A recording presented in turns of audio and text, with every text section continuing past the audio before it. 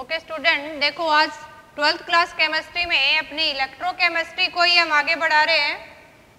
हम इससे related journal पढ़ चुके थे और हमने अपने पिछले वीडियो में पढ़ा था कि सिंगल सेल इलेक्ट्रोड्स अगर हमारे पास है, सिंगल इलेक्ट्रोड सेल की पोटेंशियल कैसे निकालेंगे हम किसी भी रेफरेंस इलेक्ट्रोड के साथ जोड़ के। रेफरेंस इलेक्ट्रोड मीन्स जिसकी पोटेंशियल नोन है हमारे लिए। जनरली तो हम रेफरेंस इलेक्ट्रोड के लिए अगर हम बात करें, जनरली हम रेफरेंस इलेक्ट्रोड की फॉर्म में अगर अपनी एनसीईआरटी को फॉलो करें तो हम स्टैंडर्ड हाइड्रोजन इलेक्ट्रोड या इसी को बोलते हैं नॉर्मल हाइड्रोजन इलेक्ट्रोड यूज करते हैं जिसकी पोटेंशियल हमें गिवन है। यानी इस केस में हमें पोटेंशियल और हम कौन सी पोटेंशियल यूज करते हैं अपनी कन्वेंशन के लिए, रिडक्शन पोटेंशियल, और रिडक्शन पोटेंशियल हमें गिवन है 0.0 वोल्ट। लेकिन इस केस में ये पोटेंशियल हम मेंटेन करते हैं जब 1 मोलर कंसंट्रेशन HCl लें और हाइड्रोजन गैस को हम इवनली सप्लाई करें।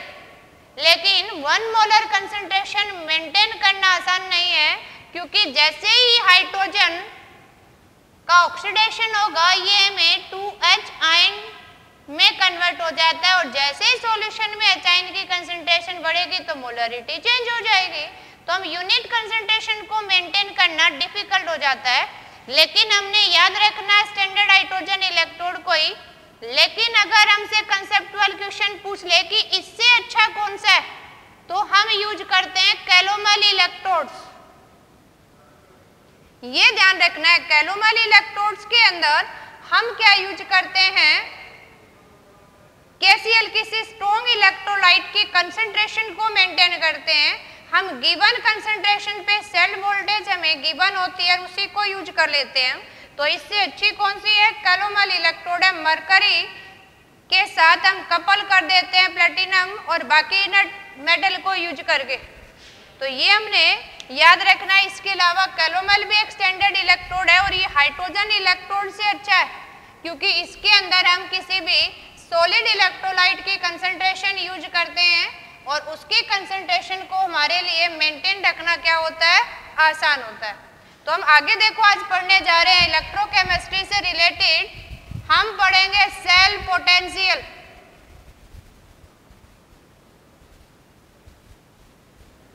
अब देखो सेल पोटेंशियल क्या होती है। सेल पोटेंशियल एक पोटेंशियल डिफरेंस है। सेल पोटेंशियल क्या है, it is potential difference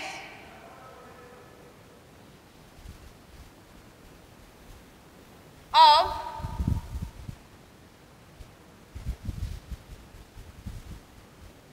to half cell electrode. ये 2 हाफ सेल इलेक्ट्रोड का जो पोटेंशियल डिफरेंस है उसको हम क्या बोलते हैं, सेल पोटेंशियल। जनरली बिगर में से स्मॉलर हम सब्ट्रैक्ट करते हैं तो दैट मीन्स हम सिंपली कह सकते हैं कि सेल पोटेंशियल क्या है, it is the potential difference of cathode minus anode. यानी हम क्या कह सकते हैं, it is difference of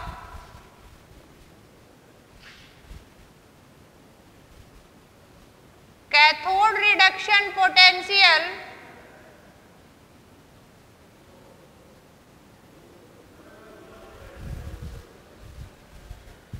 and anode reduction potential. अब देखो इसी से रिलेटेड, ये तो सिंपल सेल पोटेंशियल की बात कर रहे हैं। सेल पोटेंशियल हमसे 2 फॉर्म में पूछा जाता है कि सेल पोटेंशियल क्या है, 2 हाफ सेल इलेक्ट्रोड के पोटेंशियल का डिफरेंस है। डिफरेंस कैसे सोल्व आउट करना है हमने कि कैथोड रिडक्शन पोटेंशियल में से एनोड रिडक्शन पोटेंशियल हमने माइनस कर देना है तो हमारे पास जाएगा सेल पोटेंशियल। अब इस सेल पोटेंशियल को 2 फॉर्म में हम कैलकुलेट करते हैं अकॉर्डिंग टू सेल कंडीशंस या रेडॉक्स रेडॉक्स रिएक्शन की कंडीशन क्या है, उसके बेसिस पे सेल पोटेंशियल के केस में एक हम सोल्व आउट करते हैं पोटेंशियल डिफरेंस। क्या सोल्व आउट करते हैं? Potential difference.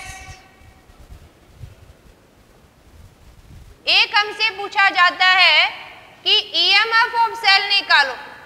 कई बार इसको शॉर्ट फॉर्म में ऐसे लिखा हुआ मिल जाता है, या कैपिटल में लिखे या स्मॉल में, बोथ आर सेम। और ईएमएफ को हम क्या बोलते हैं? Electromotive force. Electromotive force. अब दोनों में क्या डिफरेंस है? देखो, इलेक्ट्रोमोटिव फोर्स के लिए ईएमएफ कैपिटल में भी मिल जाता है, में स्मॉल में भी मिल जाता है। तो एक हम इसी से रिलेटेड देखो, इसको अगर सोल्व आउट करें, अब पोटेंशियल डिफरेंस तो क्या होता है? It is potential difference of two half cell electrode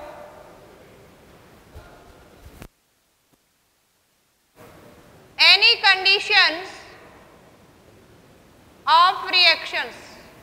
अगर रिएक्शंस, रेडॉक्स रिएक्शंस की हम बात करते हैं, उसमें अगर किसी भी कंडीशन के अंदर कितनी भी कंसंट्रेशन पे, कितने भी टेम्परेचर्स पे अगर टू इलेक्ट्रोड का पोटेंशियल डिफरेंस फाइंड आउट करते हैं तो उसको हम पोटेंशियल डिफरेंस बोलते हैं। और अगर यही पोटेंशियल डिफरेंस हम इक्विलिब्रियम कंडीशन पे कैरिड आउट करते हैं तो उसको हम क्या बोलते हैं? ईएमएफ। यानी it is the potential difference. ये भी क्या है? पोटेंशियल डिफरेंस है। ये भी potential differences of two half cell electrode. कब है लेकिन? ये एक स्पेशल कंडीशन में, when no current flow through circuit. यानी ये तो किस कंडीशन में? सेल पोटेंशियल है, पोटेंशियल डिफरेंस भी सेल पोटेंशियल है, ईएमएफ भी सेल पोटेंशियल है। पोटेंशियल डिफरेंस किस कंडीशन में? In any condition of reactions. चाहे आपकी कंसंट्रेशन कितनी है, टेम्परेचर कितना है, एनी टेम्परेचर प्रेशर पे अगर कैलकुलेट करेंगे तो उसको बोलते हैं हम पोटेंशियल डिफरेंस। और अगर उस कंडीशन में कैरिड आउट करें when no current flow through the circuit, that means at equilibrium conditions of reaction. अगर रिएक्शन इक्विलिब्रियम कंडीशन में है और उस कंडीशन में हम कैलकुलेट कर रहे हैं तो उसको हम सेल पोटेंशियल को क्या बोलते हैं? ईएमएफ या इलेक्ट्रोमोटिव फोर्स। और किसी भी कंडीशन में कैलकुलेट कर रहे हैं तो उसको बोलते हैं सिंपल पोटेंशियल डिफरेंस। देखो, पोटेंशियल डिफरेंस के लिए हम जनरल वर्ड यूज कर लेते हैं सिंपल सेल पोटेंशियल, क्योंकि ये एनी कंडीशन में निकाल रहे हैं हम, और ये गिवन कंडीशन में निकालते हैं, इक्विलिब्रियम पे निकालते हैं, तो इसलिए हम ईएमएफ के लिए वर्ड यूज कर लेते हैं स्टैंडर्ड सेल पोटेंशियल। और इस स्टैंडर्ड सेल पोटेंशियल को देखो हम यूज कर रहे हैं, यहाँ इसको क्या बोलेंगे? Standard cell potential. और इसको हम इंडिकेट करते हैं ई सेल से, क्योंकि ये पर्टिकुलर स्टैंडर्ड कंडीशन में निकाल रहे हैं। और अगर किसी भी गिवन कंडीशन में हम निकालते हैं एट एनी कंसंट्रेशन इलेक्ट्रोलाइट पे, तो इसको सिंपल हम लिखेंगे ई सेल, है ना। कई बार कंफ्यूज हो जाता है जी ई सेल और ई डॉट में क्या डिफरेंस है, हम तो सेल पोटेंशियल ही निकाल रहे हैं। तो ये तो स्टैंडर्ड कंडीशन में, और जब इक्विलिब्रियम पे है तो ई स्टैंडर्ड ईएमएफ के बराबर हो जाएगा। और इस केस में जो ई सेल है ये किसी भी कंडीशन में अगर निकालते हैं तो देखो एक हम से क्वेश्चन बन जाता है कि on which factor cell potential depend, कि किसी सेल की सेल पोटेंशियल किस पे डिपेंड करती है।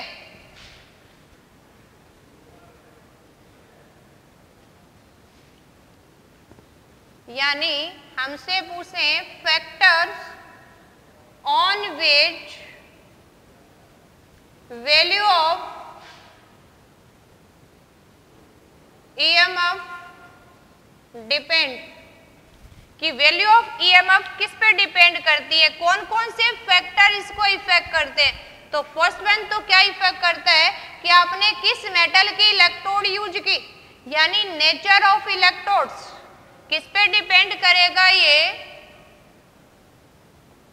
नेचर ऑफ इलेक्ट्रोड्स, या हम ये कहें कि नेचर ऑफ सब्सटेंस ऑक्सीडाइज और रिड्यूस। कई बार इलेक्ट्रोड इनर्ट ले लेते हैं जैसे प्लेटिनम, गोल्डम, लेकिन उस सरफेस पे जो गैसेस सब्सटेंस जैसे हाइड्रोजन, क्लोरीन, ब्रोमीन जब लेते हैं तो उसके साथ इनर्ट इलेक्ट्रोड यूज करते हैं। तो उस केस में क्या हो जाएगा, नेचर ऑफ सब्सटेंस यूज्ड, कि कौन से सब्सटेंस को आप ऑक्सीडाइज या रिड्यूस कर रहे हो।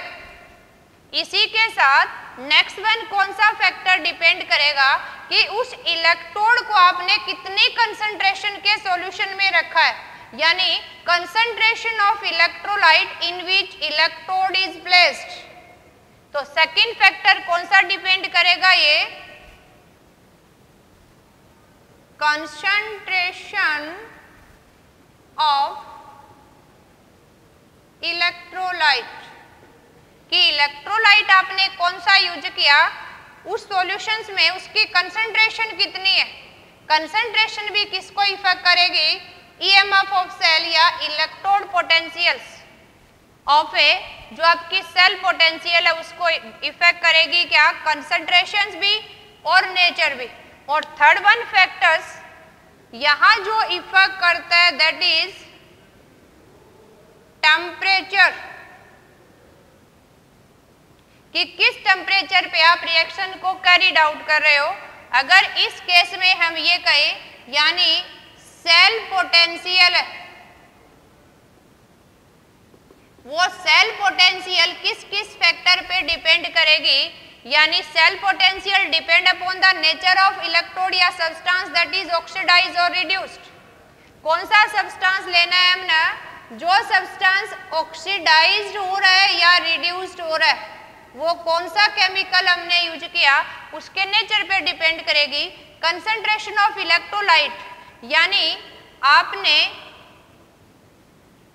कौन से सॉल्यूशंस के अंदर, solution in which electrode is placed, किस सॉल्यूशन के कांटेक्ट में इलेक्ट्रोड को रखा है उस पे भी क्या डिपेंड करेगा, सेल पोटेंशियल। और आप कितने टेम्परेचर पे रिएक्शंस कैरीड आउट कर रहे हो वो भी क्या डिटरमाइन करेगा, वैल्यू ऑफ सेल पोटेंशियल्स। तो ये तो हम देखो फैक्टर स्टडी किए कि कौन कौन से फैक्टर्स अपनी सेल पोटेंशियल को डिसाइड करेंगे। इसी से रिलेटेड जब भी हम सेल पोटेंशियल निकालते हैं, अगर हम बात करें स्टैंडर्ड सेल पोटेंशियल की, तो हम इनमें से जनरली डिफरेंस और सोल्व आउट कर लेते हैं। देखो डिफरेंस ईएमएफ एंड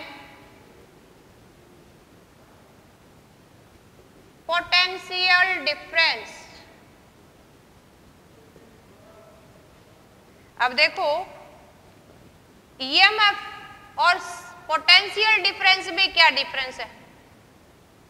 जैसे अगर हम बात करें ईएमएफ, ईएमएफ क्या है, ईएमएफ क्या है, potential difference when no current flow through the circuit, that means oxidation reductions process at equilibrium. हमें एक स्टेडी कंडीशन नजर आती है, यानी ये क्या है,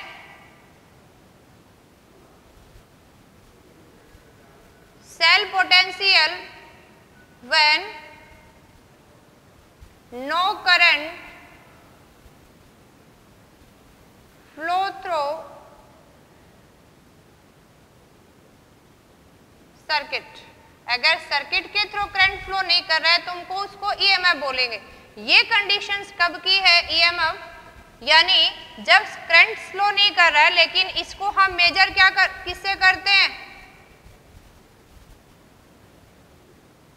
मेजर्ड बाय पोटेंशियोमीटर। देखो पोटेंशियोमीटर एक डिवाइस है, जैसे टेम्परेचर मापने के लिए थर्मोमीटर यूज करते हैं, प्रेशर मापने के लिए बैरोमीटर या मैनोमीटर यूज करते हैं, ऐसे ही हमारे पास किसी भी सेल के पोटेंशियल मापने के लिए एक इंस्ट्रूमेंट होता है पोटेंशियोमीटर। यानी हम इसको ईएमएफ को किससे मेजर करते हैं? पोटेंशियोमीटर से। इस केस में अगर हम राइट अप करें तो ईएमएफ क्या है आपकी? Maximum cell potential. It is maximum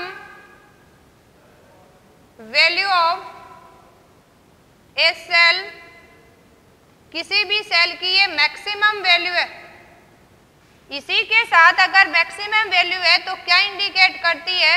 it is responsible for the steady flow of the current, यानी जब तक इक्विलिब्रियम सेटअप नहीं होगा एक डायरेक्शन में करंट फ्लो होता रहेगा, यानी इट इज रेस्पॉन्सिबल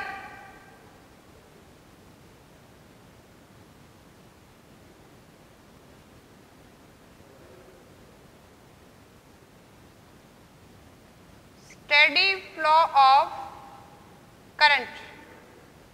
करंट के लिए स्टेडी फ्लो के लिए कौन रेस्पॉन्सिबल है? ईएमएफ। और अगर इसी तरह से हम बात करें पोटेंशियल डिफरेंस की, तो पोटेंशियल डिफरेंस क्या? देखो ईएमएफ कब है? When no current flow through the circuit, जब करंट फ्लो नहीं कर रहा है, यानी जो आपकी क्या है? इक्विलिब्रियम कंडीशन है। इक्विलिब्रियम कंडीशन पे जो सेल पोटेंशियल है वो क्या है? ईएमएफ है। और अगर हम पोटेंशियल डिफरेंस की बात करें तो ये क्या हो जाएगा? Cell potential at any conditions. कितनी भी कंसंट्रेशन टेम्परेचर आपने यूज कर रखी है उस केस में उसकी कितना पोटेंशियल जनरेट हो रहा है वो क्या है? Potential difference.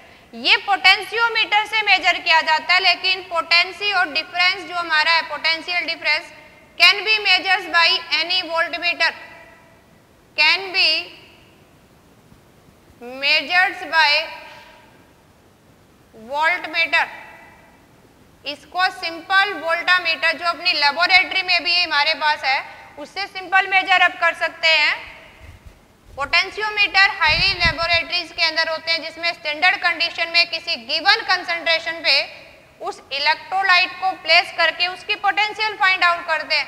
लेकिन वोल्टामीटर अपनी लैब में भी है, हम किसी दो सॉल्यूशंस के इलेक्ट्रोड को जैसे एक्सटर्नल वायर से कनेक्ट करके सर्किट को कंप्लीट करेंगे तो वहां भी करंट जनरेट होगा, तो उसको हम सिंपल वोल्टामीटर से मेजर कर सकते हैं कितनी पोटेंशियल डिफरेंस जनरेट हो रही है। ये मैक्सिमम वैल्यू है, लेकिन पोटेंशियल डिफरेंस क्या होगी?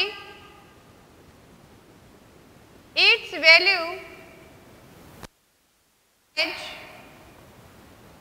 Lesser than EMF. हमेशा पोटेंशियल डिफरेंस की वैल्यू लेसर देन ईएमएफ होगी, क्योंकि ईएमएफ तो किसी भी रेडॉक्स रिएक्शंस के लिए या किसी सेल के लिए उसकी मैक्सिमम वैल्यू है, लेकिन पोटेंशियल डिफरेंस क्या होगी? Always lesser than EMF. इसको मैथमेटिकली सोल्व भी करेंगे हम। देखो आगे नर्नस इक्वेशन से एक बार थ्योरेटिकली कर लेते हैं। ये या स्टेडी करंट के लिए यानी एक यूनिफॉर्मली करंट फ्लो कर रहा है जो सर्किट के थ्रू, उसके लिए रेस्पॉन्सिबल कौन है? ईएमएफ। लेकिन पोटेंशियल डिफरेंस से कोई फर्क नहीं पड़ता है कि स्टेडी करंट फ्लो करे या ना करे, यानी it not responsible for steady current.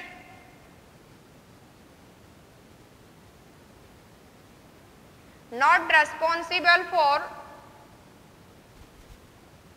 flow of steady current। तो देखो ये हमने ईएमएफ और पोटेंशियल डिफरेंस को स्टडी किया है, इसी से बीच में हमने डिफरेंशिएट कर लिया है। अब ये पोटेंशियल डिफरेंस जो हम पढ़ रहे हैं, सेल पोटेंशियल पढ़ रहे हैं, इसको हम कैलकुलेट किससे करते हैं? Generally with help of the standard potential. और स्टैंडर्ड पोटेंशियल को हम जनरली किसके टर्म में लेंगे? रिडक्शन पोटेंशियल में। और रिडक्शन पोटेंशियल क्या होता है? देखो किसी भी इलेक्ट्रोड का रिड्यूस होने की जो पोटेंशियल है, जो एबिलिटी है, उसी को हम क्या बोलते हैं? Reduction potential. और जनरली रिडक्शन पोटेंशियल हम किसी नॉन कंसंट्रेशन पे, जनरली यूनिट कंसंट्रेशन पे हम कैलकुलेट कर लेते हैं पोटेंशियोमीटर से, और उसी को हम क्या बोलते हैं? देखो कोई भी हमारे पास रेडॉक्स रिएक्शन है, और रेडॉक्स किसके बराबर है? Oxidation plus reductions. अब किसी सब्सटेंस का ऑक्सीडेशन होने की कितनी एबिलिटी है, उसी को हम क्या बोलते हैं, उसकी ऑक्सीडेशन पोटेंशियल। और किसी की रिड्यूस होने की एबिलिटी कितनी है, उसी को हम क्या बोलते हैं, रिडक्शन पोटेंशियल। अब जनरली जब भी हम सोल्व आउट करेंगे, क्योंकि डाटा में हमें ऑक्सीडेशन पोटेंशियल या रिडक्शन दोनों मिल सकते हैं, अगर हम बात करें ऑक्सीडेशन पोटेंशियल यानी कोई भी गिवन m मेटल है, ये मेटल कितना जल्दी n नंबर ऑफ इलेक्ट्रॉन छोड़ के इसके ऊपर चार्ज आ जाएगा, दैट मीन्स ऑक्सीडाइज होने की एबिलिटी है। इसको रिप्रेजेंट किस फॉर्म में करेंगे हम, जो इनकी रिप्रेजेंटेशन है, इसको सिंपली अगर ऑक्सीडेशन पोटेंशियल है तो हम इस फॉर्म में लिखेंगे। कई बार आपको ऐसे भी लिखा हुआ मिल सकता है, यहां वैल्यू हमें वोल्टेज में जितनी भी गिवन मिल जाए तो ये किसको रिप्रेजेंट करेगा, इसकी ऑक्सीडेशन पोटेंशियल को। यानी पहले मेटल दे रखा हो फिर उसका आयंस, या पहले लोअर ऑक्सीडेशन स्टेट में फिर हायर में दे रखा है, दैट मीन्स क्या है, वो उसकी ऑक्सीडेशन पोटेंशियल को इंडिकेट कर रहा है। ऐसी कंडीशन में वो किसको इंडिकेट कर रहा है, ऑक्सीडेशन पोटेंशियल को रिप्रेजेंट करने के लिए इनमें से कोई भी एक वे हमें मिल सकता है। इसी वे में अगर हम बात करें रिडक्शन पोटेंशियल की, ये reduction potential means, reduction means क्या होता है, गेन ऑफ इलेक्ट्रॉन करने की कितनी टेंडेंसी है। अगर इसी की फॉर्म में मान लो कोई मेटल पे n पॉजिटिव चार्ज था, तो क्या करेगा, वो n इलेक्ट्रॉन गेन करेगा और m सॉलिड स्टेट में आ जाएगा। ऐसी कंडीशंस में इसको रिप्रेजेंट कैसे कर सकते हैं हम, या तो आपको इस फॉर्म में मिल जाए, सिंगल ऑब्लिक लाइन मिल जाए और या आपको इसी फॉर्म में मिल सकता है डैश की फॉर्म में, और यहाँ आपको वोल्टेज गिवन में हो जितनी भी। तो ये जो रिप्रेजेंटेशन इंडिकेट कर रहा है, दोनों में से किसी एक फॉर्म में आपको मिल सकती है क्या, रिडक्शन पोटेंशियल। अब इससे रिलेटेड जो हमने याद रखना है, देखो या मेटल कैटायन में चेंज हो रहा है यानी इलेक्ट्रॉन लूज कर रहा है, और यहाँ कैटायन उतने ही इलेक्ट्रॉन गेन करके किस में आ रहा है, न्यूट्रल एटम में आ रहा है। तो इससे रिलेटेड ये हमारे पढ़ने का मकसद ये था कि हमें याद रखना है कि oxidation and reduction potential are equal and opposite. देखो oxidation potential and reduction potential क्या होंगे, equal but opposite in sign. यानी सिंपली आपने ध्यान रखना है किसी की भी ऑक्सीडेशन पोटेंशियल होगी वो इक्वल एंड अपोजिट किसके होगी, रिडक्शन पोटेंशियल। अगर किसी गिवन डाटा में हमें वैल्यू दे रखी है ऑक्सीडेशन की, तो रिडक्शन फाइंड आउट कर सकते हैं। लेट देखो हमें दे रखा है, क्योंकि डाटा में न्यूमेरिकल में समझ में आना चाहिए, क्योंकि यहाँ से न्यूमेरिकल बनना है 100%। अपने बोर्ड एग्जाम में भी और कंपटीशन में भी यहाँ से क्वेश्चन पुटअप होता है। अब इसमें आपने ध्यान रखना है, जैसे हम एग्जाम्पल ले लें, आपको दे दिया Zn +2 और पोटेंशियल आपको दे दी यहाँ 0.76 वोल्ट। तो आपने अपने आप समझना है कि ऑक्सीडेशन है या रिडक्शन। देखो ऑक्सीडेशन मीन्स क्या है, मेटल आयन में चेंज हो रहा है यानी इलेक्ट्रॉन लूज हो रहा है, इसकी ऑक्सीडेशन स्टेट यहाँ प्लस में बढ़ रही है, इसका मतलब ये ऑक्सीडेशन पोटेंशियल है। इसका मीनिंग क्या है अभी कि Zn है वो Zn+2 में चेंज हो गया है, और जितना चार्ज आया उतने इलेक्ट्रॉन लूज किए और लॉस ऑफ इलेक्ट्रॉन कर रहा है ये, दैट मीन्स क्या इंडिकेट कर रहा है, ऑक्सीडेशन। और ये ऑक्सीडेशन है तो ये वैल्यू किसकी है अभी, ऑक्सीडेशन पोटेंशियल की है।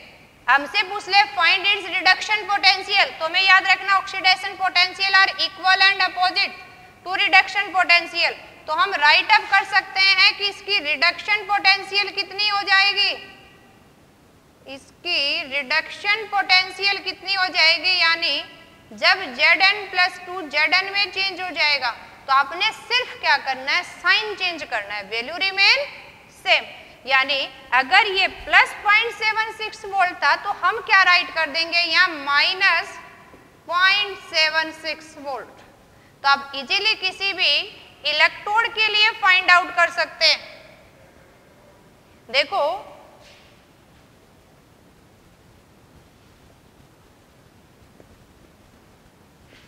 अगर आपको गिवन है तो आपको दोनों में चेंज करना आना चाहिए उसको।